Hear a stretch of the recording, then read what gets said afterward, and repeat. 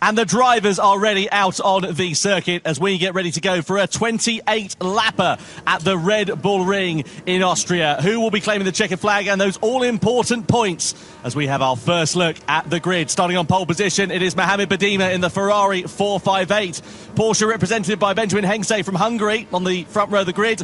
Daniel Fenton heads row 2 with Mercedes-AMG and Kylian Drumont in the Subaru BRZ alongside row 3, Thomas Laboutelet in the BMW M6. And then next up it is Paul Ura in the Mazda RX Vision Gran Turismo concept. Then it's Jose Serrano, 7th on the grid ahead of Romain Desrouches in the Chevrolet Corvette C7. Nico Romero heads Genesis's charge. He lines up 9th position with Daniel Penco, the Spaniard, alongside him. Next up, it is Mateo Estevez in 11th place. And 12th and last on the grid will be Coque Lopez in the Lexus. Won last time out a few weeks ago, just to remind you. Now, as you can see, the weather conditions far from ideal. It is sopping wet out there. No choice for these drivers here, Jimmy, to start on the wet compound of tyre. No, you have to do that, otherwise you'd just be completely gripless for the first couple of laps or so. But Badima out front in that Ferrari, feeling fast, obviously, as he said a bit earlier on. So if you're him, really, ideally, you want to just eyes forward and try and build as big a gap as you can whilst the car is feeling good. Of course, tyre wear on as well here. So easy to burn these wet tyres if it gets into difficult conditions. But I think it's going to be a fun race, this one, Tom. Yeah, we'll see what happens, because, of course, it can dry out. There is that possibility with the dynamic weather. Will someone go on to the intermediate tyres? Will they make a gamble and go straight onto the dry compound tyres? We'll wait and see what is going to happen over the course of this 28-lap race. But round 2 of the 2024 Gran Turismo World Series is about to begin. We're ready to go racing here in Prague as Mohamed Badima and Ferrari will lead the field across the line. And we are underway then here at the Red Bull Ring as we head up towards the first corner. Badima, Hengse, then Fenton, Drumont, Laboutelet. Don't expect any rash moves in towards turn 1,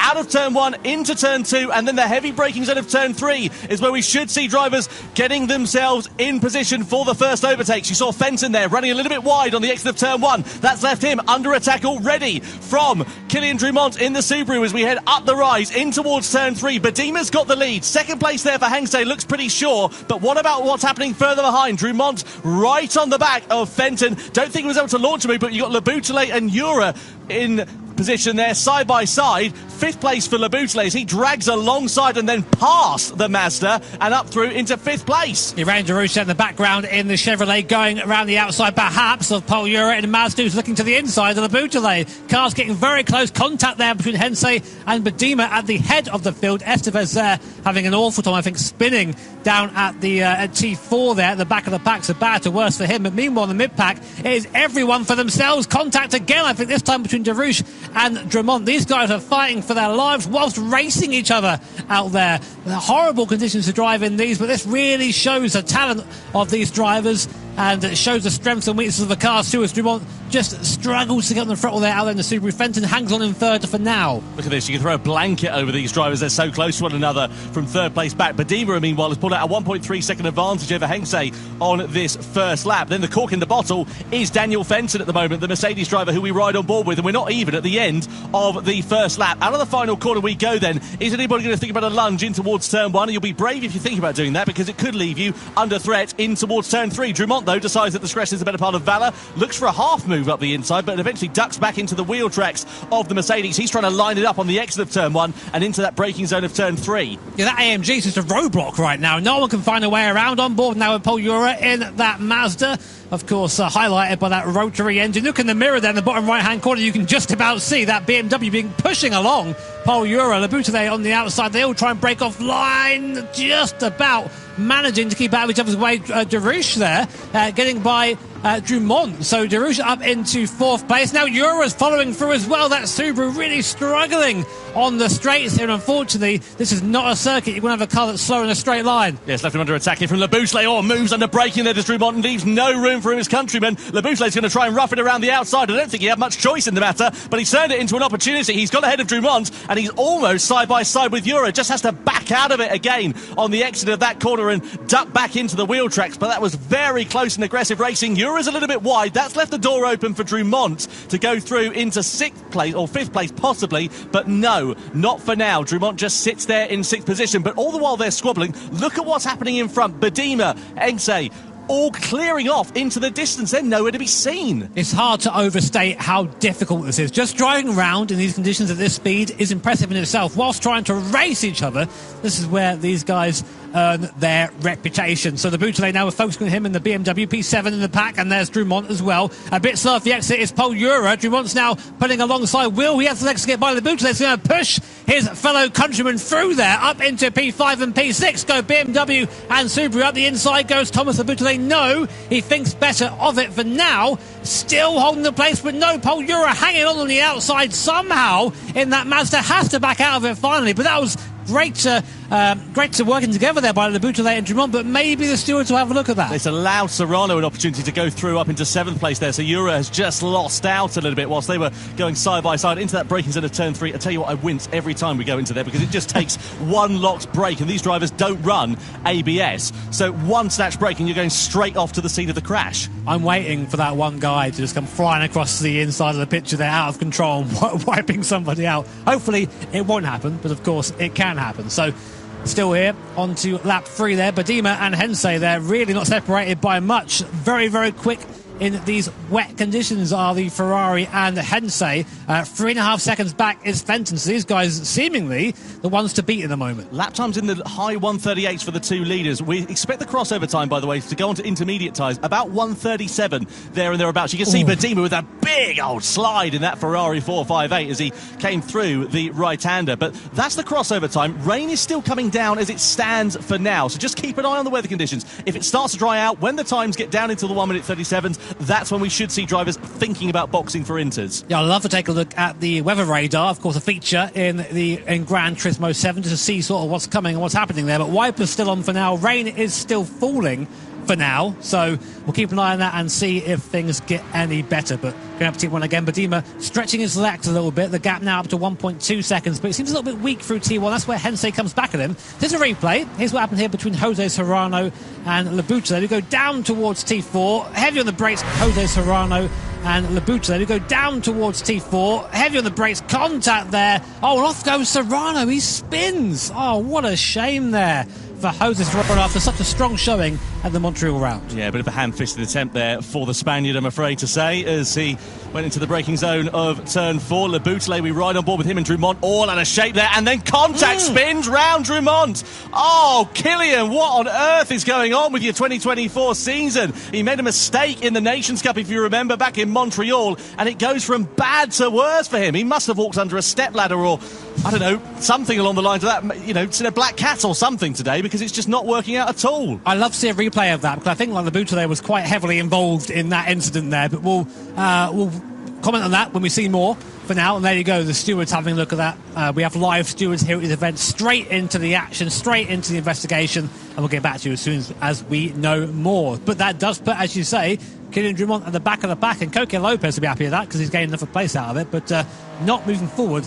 Someone who is moving forward is Estevez for Honda, up to P7 right now after starting from the back of the grid. So great racing so far from Estevez. Can he continue? We have a look at the weather radar in our commentary box, and there's a little bit of a break in the weather we can see coming along the way in a few moments' time. So if that does start to ease off ever so slightly, we'll keep an eye on things and see what happens. There is Nico Romero driving for Genesis. As I mentioned earlier on, Genesis podium for them in the World Finals at the back end of 2023 in Barcelona. Can they repeat that feat over the course of this year? Just to remind you, as we now see the weather radar, you can see there heavy rain at the moment, but it is going to start to break a little bit later on in this one. So if that does happen, or when that does happen I should say, then we'll see drivers changing their strategy and thinking on the fly. I love that we have that in the game. In real life, the weather radar is something you just don't like looking at, especially if you're...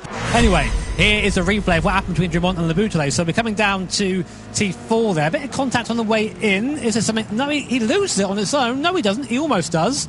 Yeah, and the contact there with Labute just spins him around, but you can see all the way in, really struggling with the rear of that Subaru, sorry. So I think that maybe that car just not quite the right car to be in these conditions, but still it'll do well to come back from this, Drumont, but back of the field for now. Unfortunate there for Killian as he sits down at the back of the field in 12th position for now. There is Hensei. Tell you what, he's keeping Badima honest, actually, isn't he, over the course of this first few laps in both of their first races in the Gran Turismo World Series. They're driving like they've been here for a fair amount of time. You can see 4.2 seconds there and thereabouts over some parts of this lap that they've put into Daniel Fenton, who sits in third place. You can see Labuschagne getting a 3-second penalty for that collision with Kylian Drumont. Well, we wondered if the stewards might have a look at it, and they have, and they've decided to hit Labuschagne with a 3-second penalty, which is going to drop him down to about 10th place there and thereabouts once he served it. I mean, yeah, it was fair. He spun Drumont, ended his race pretty much, so yeah, penalty there I think is fair in that situation. So meanwhile,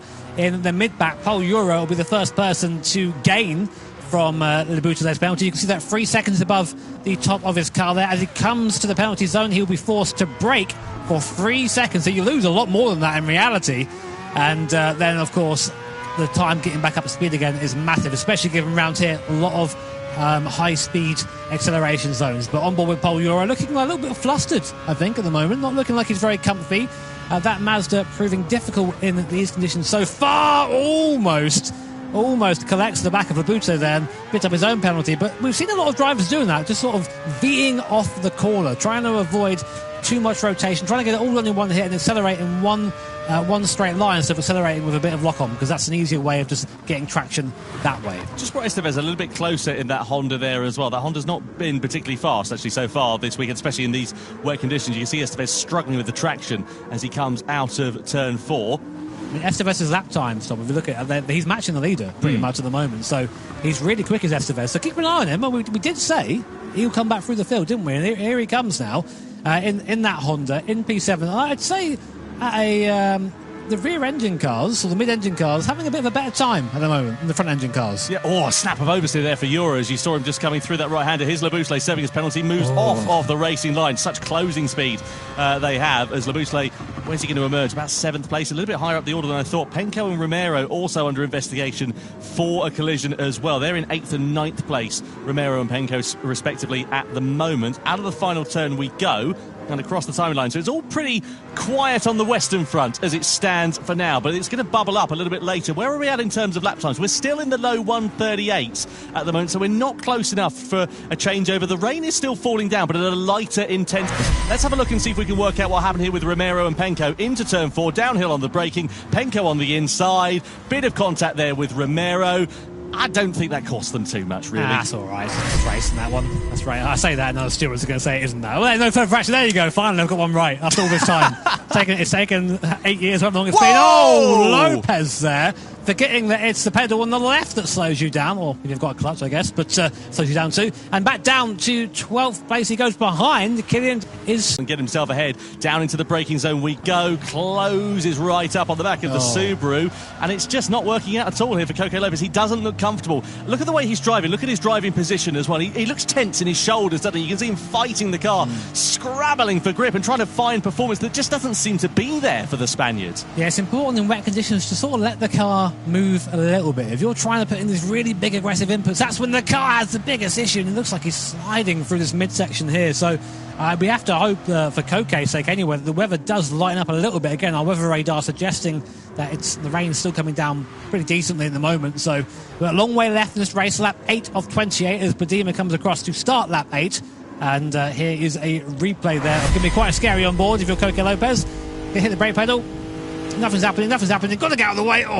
You can imagine just a feeling there of, am I about to wipe somebody out? No? Okay, but I am now last. Yeah, that would make you twitch like a rabbit's nose, wouldn't it? Unfortunate there for Coco Lopez, and just about managing to avoid contact into turn 3. Now Serrano versus Drumont. Drumont starting to come together in this race. 8th lap out of 28 we are on here in the Manufacturers' Cup Grand Final. Euro versus Estevez a bit further up the road. Estevez now finding that pace. He got ahead of Labuschagne a couple of laps ago. Now his next target is going to be the Spaniard. So out of turn 3 and into turn 4 could be the opportunity that the Honda driver is looking for as he makes his recovery through the field following that difficult qualifying. Side by side we run. Estevez is going to be on the outside into the downhill braking zone. There's a bit of hip and shoulder and a bit of contact. That's going to run Estevez a little bit wide, but can he find traction on the exit of the corner to get ahead of Euro? Side by side they go through into the next left-hander. Estevez is going to have track position here if he can just firm it on the inside, but has he got the grip there to get ahead of Euro? No, Euro sweeps around the outside and holds on to 5th place. What an impressive drive so far by Estevez. This guy started in P11 and is up to P6 and challenging Pol Ura in P5. I think he's got the pace to get by, but Pol Ura, very experienced in Gran Turismo 7, just putting the car in the right places right now, but the pace isn't there for him. It's just a matter of time, I think. Drummond just losing a position there to Jose Serrano for 10th position as well. On board we ride here with Thomas Laboutelet. Pole position for BMW back in Amsterdam. That'll seem like ever such a long time ago, no? Yeah, there is a bit of contact, isn't there, going through that final corner. Estevez now under a bit of pressure. Meanwhile, Laboutelet versus Estevez as we come across the timing line to begin lap 9. Laboutelet with the inside line, with track position, with the grip under braking, but does he want to get ahead of Estevez, or does he want to leave himself open to the opportunity into turn 3? Estevez run to the curb on the outside. Laboutelet is going to try and pick up his slipstream here on the exit of turn 1 and then run it for a move surely on the inside into turn 3. The Frenchman closes up onto the back of the Argentine then. Estevez defends track position on the inside and just holds on to 6th place for now. So nice, clean, fair racing in the mid-pack here. So the rain's getting a little bit lighter, but we've still got a heavy rain coming in there from the south, and the wind is blowing a north direction, so it's bringing that rain cell across. So it's not quite done in terms of rain, but already though, some of these guys searching for the water, it seems, and these wet tyres, they've been on since the start of the race. They're going to start to wear somewhat. But if you're Estevez right now, you're in a bit of a tricky situation because you're trying to overtake Pol Ura. Whenever you do that, you put yourself back into the clutches of the car behind Laboutelet, and we've seen him. He's elbows out all the way as Laboutelet in this race. So definitely one to watch out for. But Estevez needs to try and focus and try and put a car between him and that BMW behind. You've got to be careful as well. You don't want to squabble too much, because look who's going to clear off into the distance. Pol Ura doesn't need a second invitation to build a bit more of a gap over those two drivers. And Estevez there wide on the exit. That could leave him under threat from Laboutelet. Maybe not into these last couple of corners, but perhaps across the timeline and into turn 1 again. I was going to say, speaking of clearing off into the distance, the leaders now are 5 seconds ahead of the rest as Laboutelet dives up the inside of the last corner. Not usually a place to see an overtake there. Up into 6th place goes Laboutelet. So that was a nice move there, but these guys have been sort of bashing and crashing into each other a little bit, so we'll see if the stewards have anything to say about any of the racing. To me, it's all fair racing right now. Great move by Laboutelet, but now the question is, can he make up the time to Pol Ura in front? The gap now about 1.8 seconds, just about out of the slipstream range. It's going to have to be all power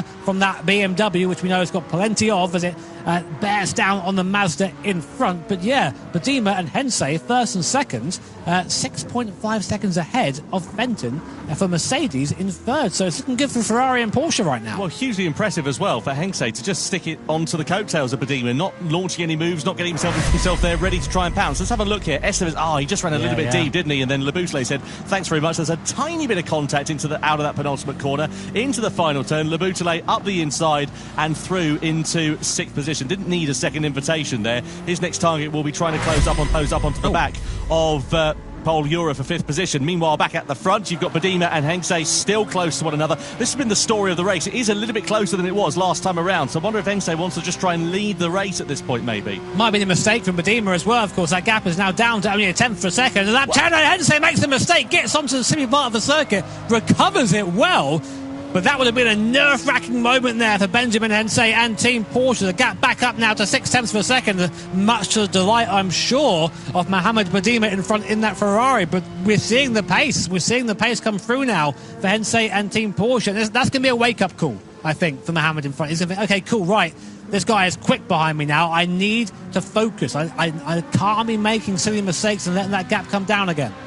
I tell you what, I can't remember the last time we saw a driver, though, come into the Gran Turismo World Series and just perform as well as Mohamed Badima has done, and also for Benjamin Hensei as well, actually, for that matter. These two have just been parachuted into this season, and it's like they've been here for years. Yeah, they've done amazing so far, but the race is far from over. And to prove that, here are people squabbling for position in the midfield. Romero and Penko looking up the inside of that Genesis. Not going to get a good run off the corner there. Here comes Kylian Drummond in the Subaru trying to recover after a spin earlier on.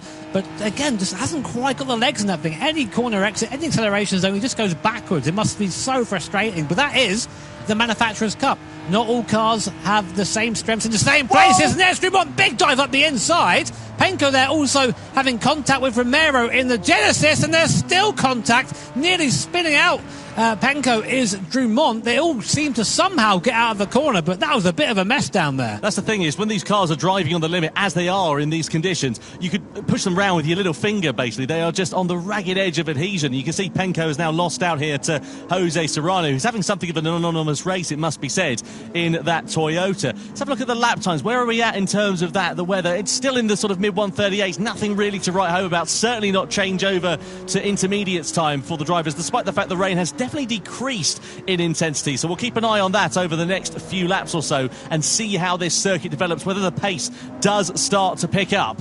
There'll be a couple of drivers out there really, I think, hoping for that penalty. Le Boutelet giving another 1 second penalty. Do you reckon that was for that little bump into the last corner? Because that would have unsettled Estevez, and basically you refer to it as a bump and run, which if you're driving a stock car is great. Here, not so much. So that may be for that. We'll come back to you when we can confirm that entirely. But another penalty for Le Boutelet. He's costing himself here a good result. Yeah, he's been in the walls a little bit over the course of this race, hasn't he? Let's be completely fair. We're still not quite at the halfway stage of this first race. There's plenty of action left to come. You can see Nico Romero there, just up ahead of Kylian Drummond. 8th, 9th, 10th then for Romero, Drummond and Serrano as it stands for now.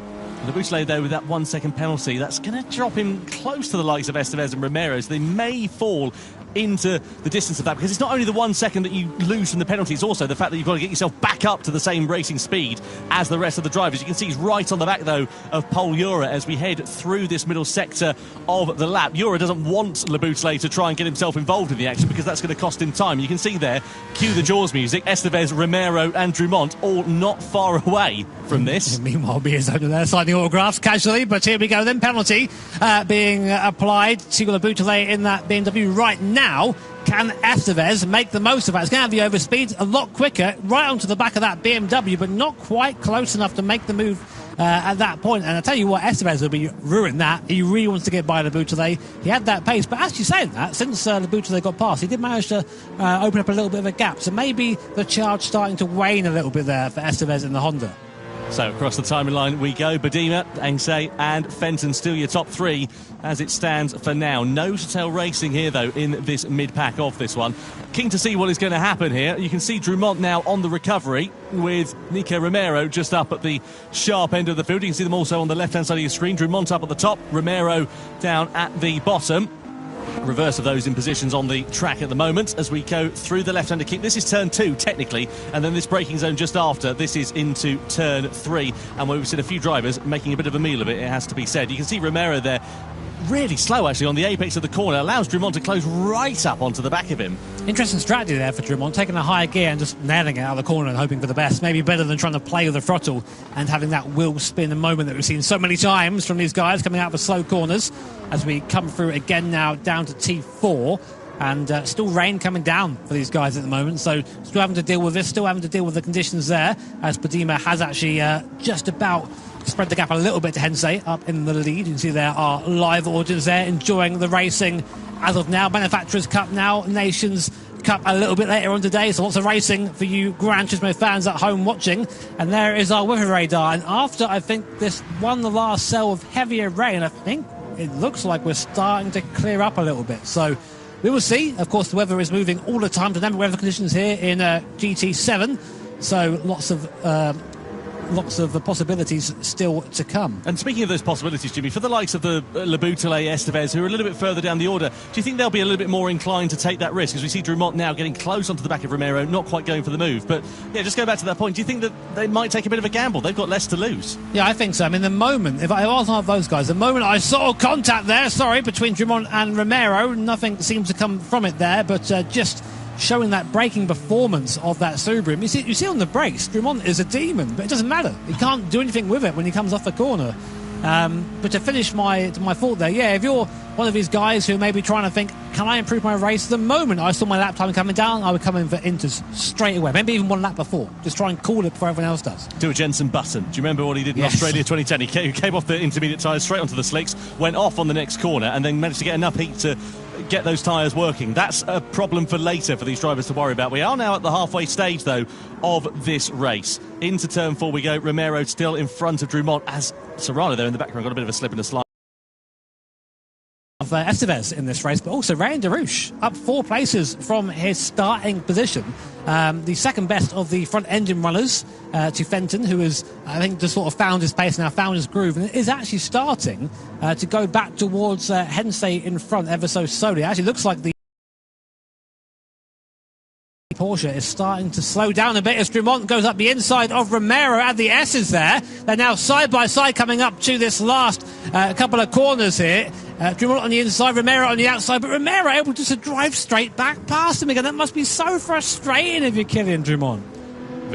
What a shame there for Drummond. He's doing nothing wrong at this moment. And look at the exit he's got out the corner, pulls alongside Romero and easily gets ahead. But is that going to leave him vulnerable into the next heavy braking zone of turn 3? Side by side they go down the start-finish straight. Romero's going to go for the long sweeping line on the corner of turn 1 and try to use the traction on the exit. Gets a bit of a slip and a slide on Drummond, pushed to the sausage curb on the outside, and again side by side they go. Romero on the inside, Drummond's on the outside, and Romero in the Genesis with greater straight line speed just powers past the Subaru. Nothing Drummond is able to do into the braking zone of turn 3. He closes it up once again, gets very deep on the brakes, tries the switch back on the inside, gets himself ahead. That might leave an opportunity here for Serrano to come into play as well. That's what he needs. He needs that. He needs someone else in between him and Romero. Serrano dives up the inside in that Toyota, but Drummond, even still, that amazing exit, is still struggling to try and make the gap heavy on the brakes. Now, this is where Drummond's got to make the difference. He's got to be quick in this middle sector. If he can get free, I think we're going to see him pull up to the back of Laboutelet. He just needs to be on his own, and he's made it. Look at the difference in speed there as Serrano gathers it up from a slide mid-corner. 100 mile an hour plus slide, and these things are scary, I can tell you that for sure. But going for his middle sector, Drummond just disappearing now from Samara Romero as he is finally unleashed. Romero was so wide out of turn 4, he was almost off into the car park at that point. He managed to get it back online and gather it all up, but it really could have cost him quite dearly indeed. He's now going to redo all of the hard work that he was trying to do on Serrano a few corners ago. In towards the penultimate turn we go. Lap time's now starting to creep into the 137s for the first time as well. Hensey and Fenton in the high 137s. The low 137s are where we're expecting that intermediate tyre crossover point to begin. So across the timing line we go. Ura and Laboutelet under investigation. Let's have to see what happened. Ura's late on the race. This is down into turn 3, isn't it? And, up the inside. That allowed Estevez to go through. I mean, he was there for a long time. He was alongside. I know he came from a long way back, but they were side by side, and the Laboutelet still turned in. So I don't know. He got there. I think that's fair, but it doesn't matter. They're still going at it. Ura at the inside again, trying again, but Laboutelet will have the better traction on the outside. We think so anyway, but Ura actually managing to outpace, it seems, the BMWs wheel to wheel, side by side, coming down to the next corner. It's a downhill braking zone. You want to be on the outside really for the grip here, and Laboutelet there just a bit more confident on the brakes, able to get the move back past again and up back into 6th place. I love the way that Ura's got the indicator on as if he's signalling that he's going to move over to the left-hand side of the circuit. Can he launch an attack here on Laboutelet into the next corner? No, not quite. Just sits in the wheel tracks of the BMW for the time being. I think we're getting... is that a dry line? It's drier than it was, drier certainly. than it was, wasn't it? Look at them. Look at them using the outer parts of the circuit to try and cool those tyres down. They don't want to be on the normal racing line because there's no standing water on that part of the track. It can't cool the tyres down enough. Yeah, it seems that they're really struggling right now. I think if I saw Hensey, I mean, the times are 37.8, 37.4 from Hensey. If I was someone on the track right now and I was struggling, that's my right. Okay, I'm coming in. I'm putting those inters on, and I'm gonna chance it because the weather radar that we have, you guys can't see it right now. We have it here in our booth. We can see that there's a bit more rain coming, but it's really, really starting to dry out enough that these cars are now starting to move that water off the circuit and create a drying line. So really, as we come into lap 17 of this 28-lap race, it's all going to unfold and start again. Who's going to make that first gamble? Who's going to go to that intermediate compounder tyre first? And who's going to reap the benefits of that?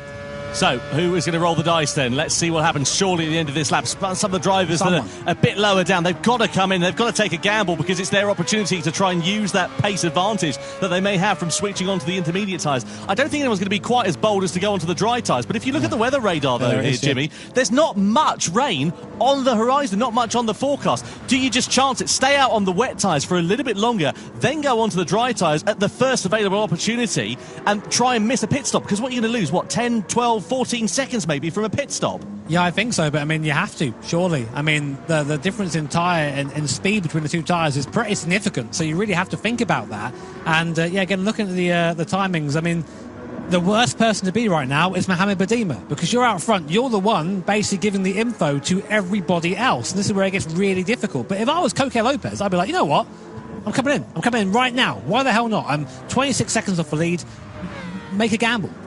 Yeah, well, he's got nothing to lose, hasn't he, Coque Lopez? And I tell you what, the gap for the race leaders come down a little bit. Yeah, let's see who has come into the pit lane at the end of this lap. We look at Labuschagne Euras. Yeah, Mateo Estevez in the Honda has come in for another set of tyres. Now, which way is he going to blink? Is he going to go onto intermediate tyres? Surely that's got to be where the sensible money is for the Honda driver. Or does he just gamble and go straight for the dry tyres? I don't think he'll be able to get the heat into them. Let's see which way the Argentine goes. Yep, it is onto the intermediate tyres then. So nicely done for Mateo Estevez in the Honda. Exits out of pit lane, and he is the first driver in the now drying conditions with 9.5 laps remaining to change over onto the intermediate tyres. So now everyone is going to be watching Mateo Estevez and what his pace is like. You can see a little bit, of course, lap time and like when you're driving around here in these live events. So if Estevez now is starting to set purple lap times, purple sector time, you're thinking, right, okay, now is the time to come in. Now is the time to switch to that compound of tyre. Someone else who might consider that are these guys, Dumont and Serrano, a bit further down the field than they would usually like to be. But we know these cars are strong in the dry conditions, and the track is starting to go that way. More importantly, Badima, Hensei, who are coming round to the last sector now, will they see that Estevez is coming? Will they go for that gamble and go into that intermediate compound of tyres? The times now, we're starting to almost see 36s from the front, and we think the crossover is about a mid-37, so maybe it's time. Who knows? Let's see. They're coming around the last corner now. Badima comes in. Yeah, 0.3 of a second separating those two drivers. Badima does come in then off of the wet tyres. He's going to surely go onto the intermediates. That releases Hensei into the lead. So Badima is the first driver to blink. He was the first driver to get there, of course, and he'll be feeling those conditions out. You can see the rain is still coming down, albeit in a lighter intensity. Surely it's got to be the intermediate tyre, and it is for Mohamed Badima then. So the Ferrari onto the intermediate tyres. He's the second driver to blink and go on to that quicker compound at this stage in the race. Down to fan himself. He's feeling the pressure, he is. I mean, you say first driver to blink, the first driver at the head of the pack to go to those intermediates. He comes out right behind Ryan Darouche. So this is going to be interesting for him. Will he have the pace to be able to drive by Darouche, or will he be held up here? So you want to try and put yourself into a gap when you make a strategy call like this, but right now he's behind Darouche. So coming out of this T3 here, this is a traction zone. Let's see the difference between the Ferrari and that Corvette, that Chevy Corvette in front. Looks like Badima's much faster on exit there, gaining a tenth of a second just on the exit. I think this is the right call. And you see Estevez and Penko coming in now also for that intermediate compound tyre. I think we'll see them all come in now, Tom. Yeah, this is the time when mistakes can be made, though. Cold tyres for Badima. He's got to spend a few corners getting them up to temperature, but he's doing a really good job. You can see a bit of an eyebrow twitch there as we look at him in the bottom left-hand corner of your screen. Ryan Darouche in front, and surely Darouche is going to come into the pit lane at the end of this lap. Surely the rest of the field have to. They can't sit out there on these wet tyres, and they've got to change over to the inters. Is anybody going to take a gamble, though? Stay on the wets, maybe go for the dries a little bit later on when the track gets even faster. It's a gamble. It could pay off. It could, because you're then saving an entire pit stop. Pit stop's worth a lot of time around here, so we'll see.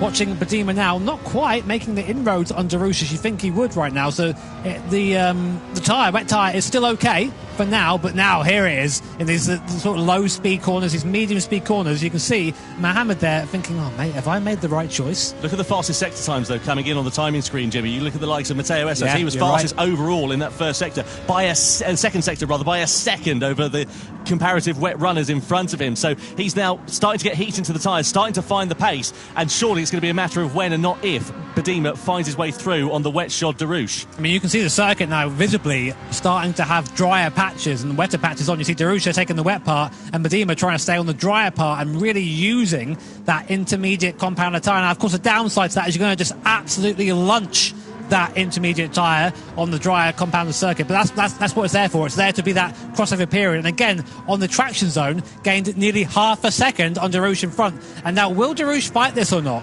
Because if he's staying out, that says to me he's going to go right on, immediately onto the slick. So Badima, as he goes, easy pass there for Badima. Not quite, though. The strength and the Corvette there, big speed. Go on, sorry, Tom. Look at the sunshine, though, in the distance. That's going to dry the track out even more because we're now starting to see the weather changing even more. Badima right on the back here of Darush as we come through this left-hander. He's got more traction, he's got more grip, he's got the opportunity on the inside. Darush tries to defend the position as he's rightful to do so. Can Badima firm it around the outside? It's risky going through there, but Badima's got track position. He's got third place for the time being. He's going to have more grip under braking into the penultimate corner, and the former race leader Mohamed Badima on the intermediate tyres is now up into third place. But now he needs to catch Hensey and Fenton, who have both chosen not to pit here. So, as you say, Tom, they might just be roughing it out on that wet tyre and hoping for the best. Well, take a look at lap times. I mean, this is not really going to be a representative, I think, of the pace for Badima at the moment. Still does a 34.7 whilst passing. Sorry, Tom? Yeah, you just say Ura and Romero also into the pit lane then. Where are they going to go, though? That's the question. Are they going to go wets onto winters? They are. Yeah, I wondered if someone might just take a bit of a gamble and just go onto the dry tyres, but they're playing it safe at this stage. He does. Romero goes soft. This could be a massive decision here. Nico Romero for Team Genesis decides to play a hand. He's going for those soft tyres. So let's see how he does. We'll watch his sector times eagerly and see how he gets on. But here he is out the pit lane now. Can he get up to speed, or is it going to be just a mess? So he's going to be going straight over to that drying line. We'll see how he does, because the guys who've taken the intermediate tyres already will have to stop again and go to those softs. This could be everything for Romero and Genesis. This is bold from Romero and for Genesis, but they've got nothing to lose. They weren't really featuring in the podium battle, and this could be an absolute masterstroke if the rain isn't going to come down. You can see the sunshine now bathing this circuit, and the dry line getting even more prominent. And of course, the likes of Badima, he might have to firm it out on the intermediate tyres and move over to the wet parts of the track, so it could go from being an advantage for a few laps into a disadvantage, depending on what Romero does. But I tell you what, he is a brave man to go out there, take a gamble quite like this. We've got to keep a very close eye on the lap times. You can see, though, now a very prominent difference between the wets and the intermediates. Fenton and Badima, 0.7 of a second quicker for the Ferrari compared to the Mercedes in second and third. I don't think it's enough, though, Tom. I don't think it's enough at this stage. Romero, so let's look at his second sector, is comparable to those on the wet tyres. A little bit faster, actually. The intermediate tyre, definitely the fastest tyre right now, but will it be Darush as well, opting to come in for that soft? The Boutlet, Serrano and Coca Lopez then, are they all going to go for that soft compounded tyre? Did Mohamed Badima blink a little bit too early?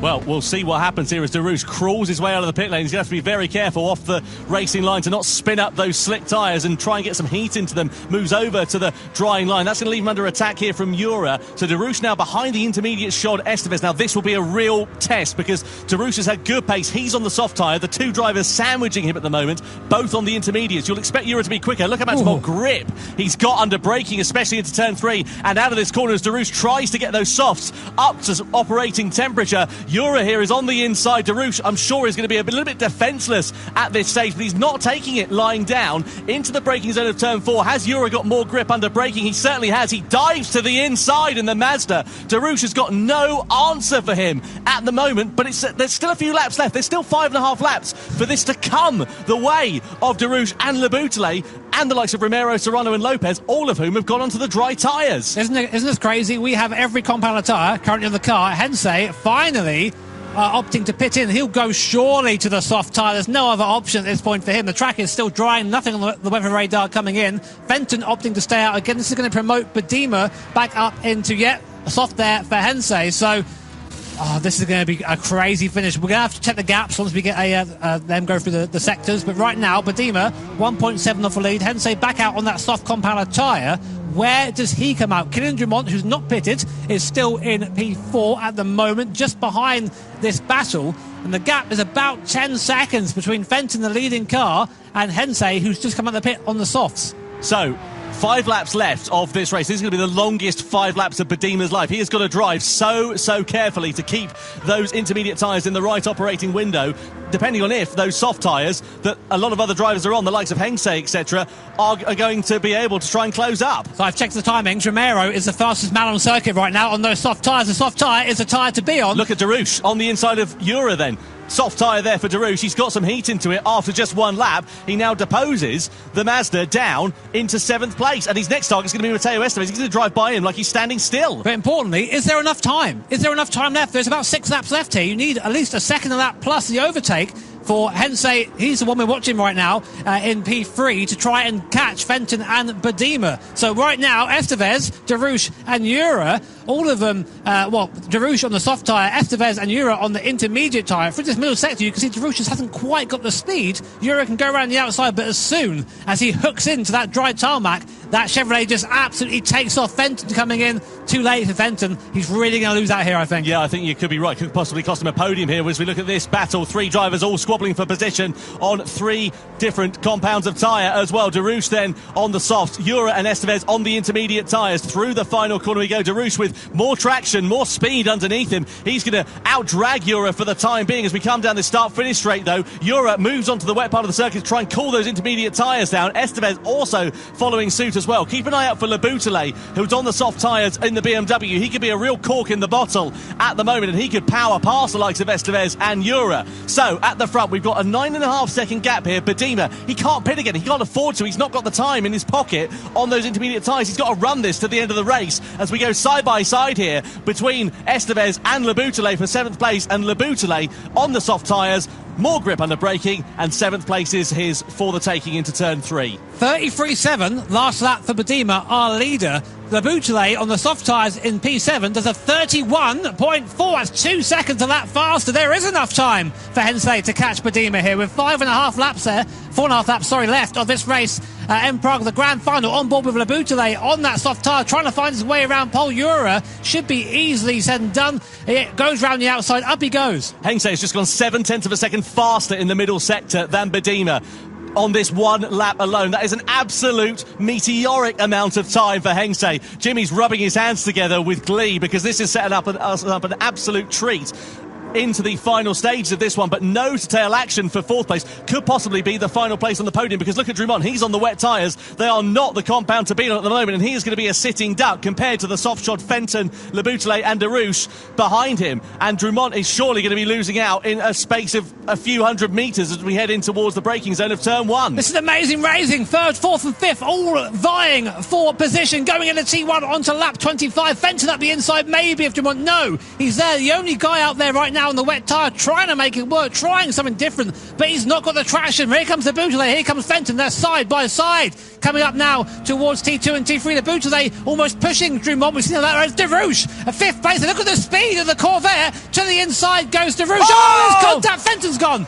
Fenton's gone. He's straight off onto the outside of the track. Drummond with nothing going as well. No grip for him on the wet shod Subaru. And unfortunately for Daniel Fenton, he's put in a brilliant race in his debut event, and it all comes to nothing, sadly, for him. Meanwhile, at the sharp end, the gap up to nearly 10 seconds as we see Ura versus Drummond side by side. This will be easy for Ura because he'll have more grip under braking on the intermediate tyres, but Hensei made a mistake on that last lap. He was quickest overall in the 2nd sector, but the 3rd sector, he must have made an error because he was about a second slower than Badima last time around, and that could be the catalyst which may cost him a chance of victory. But did you see Ryan Darush there, Tom? He went from, I think, 6th or 7th to 3rd in one corner. Amazing run there. However, the stewards, not so happy about that. I wouldn't be either if I was Fenton. Here's a replay. Look at Darush. He's in 6th place right now. Super close, makes the most, goes around the outside of Laboutelet, goes around the inside of Fenton, breaks into the contact, hits through. This is all messy. I think, you know what I think happened?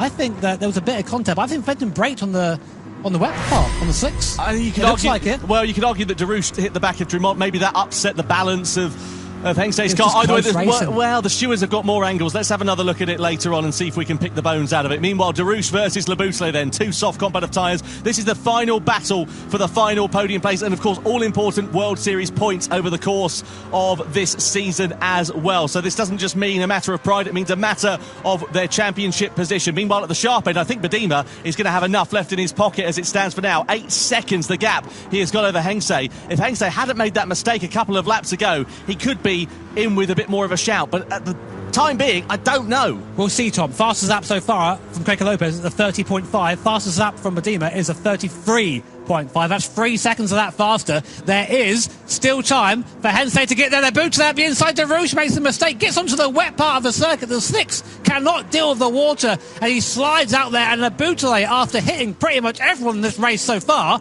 up to P3. Will he stay there? Stewart's inquiry ongoing at the moment. But Hensei, that is the battle we need to keep an eye on. It's 6.6 seconds, the last lap there. There is Bedima. Right now, you can't see Hensei. So right now, he's in good, okay. I've got to just run my laps. He's got 2 laps at the line left here, putting over onto that wet part of the circuit to try and cool down his engine. Look at the time, Tom, 34.2. He's losing time. Those tyres are starting to fall apart. What is Hensei's time? 31.7, 3 seconds faster. It's still on. It's game on. You're absolutely right. The track is getting faster and faster over the course of this one. Bedima, 5.6 seconds, the advantage he has over Hensei, but he is just going to be hemorrhaging time. You can see him there moving over, trying to keep those inters cool. But is it all going to be in vain? Look at that in the background. You can see Hensei in the Porsche. Could it be game on? And now Bedima's struggling to slow the car down into turn 3. This is the pressure really getting to Mohamed Bedima. Hensei there, meanwhile, he's on the opportune compound of tyre at the right moment in this race, but he has got 5.5 seconds of a gap to close up onto the back within a lap and a half. So we need to see a gap of 3 seconds or less realistically for Hensei to have a go on the last lap. But that's 3 seconds plus the overtake, which, to be fair, should be fairly easy. But there's only one dry line there. If you can defend that dry line, there's no way these soft tyres can deal with that water. The moment they go offline, as we saw with Ray and Darush just in the last lap, the car, you're just a passenger. But look how much faster the progression there, from being a second lap slower on lap 24 to being 3 seconds lap faster on lap 26. And Bedima now comes to the last sector. It is going to be so close to the line. One locked brake, one snatched wheel, one run off of the normal racing line. It could be curtains then for Benjamin Hensei. No further action between Darush Trumont and Daniel Fenton. A racing incident then, it is deemed for that. Meanwhile, the battle for the race lead is well and truly on as we begin the final lap. Mohamed Bedima for Ferrari on the intermediate tyres. Benjamin Hensei on the soft competitive tyre. We come across the timing line. 3 seconds is the gap between these top two. It is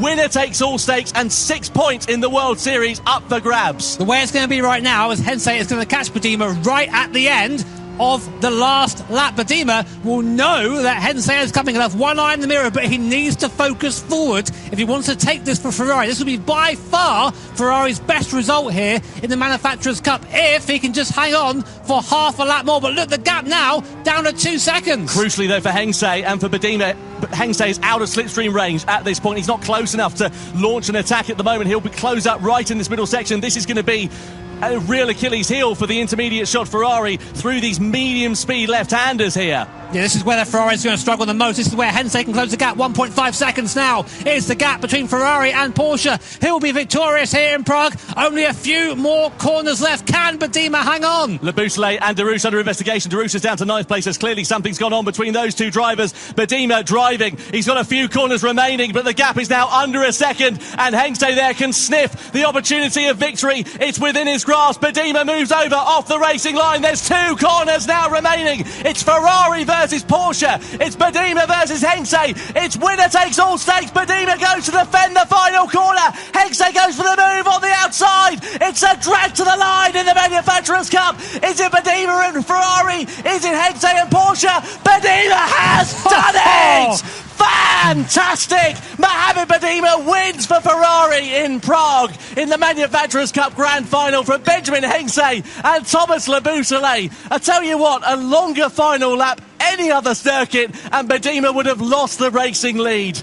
0.0092 of a second separating Ferrari and Porsche at the end. What a drive from Mohamed Bedima. What a debut there, taking Ferrari to the top step of the podium for the first time ever in the Manufacturers' Cup. But what a drive also from Benjamin Hensei. Again, first time here at a World Series event, performing at that level, almost taking the win for Porsche. But more importantly, another second place for Team Porsche. Looking good for those guys in the standings. We'll get those to you very shortly. But can't take anything away from Mohamed Bedima. Imagine that feeling, knowing you're on the wrong tyre, seeing that Porsche coming up behind quickly, and you can see the audience there, and they enjoyed that almost.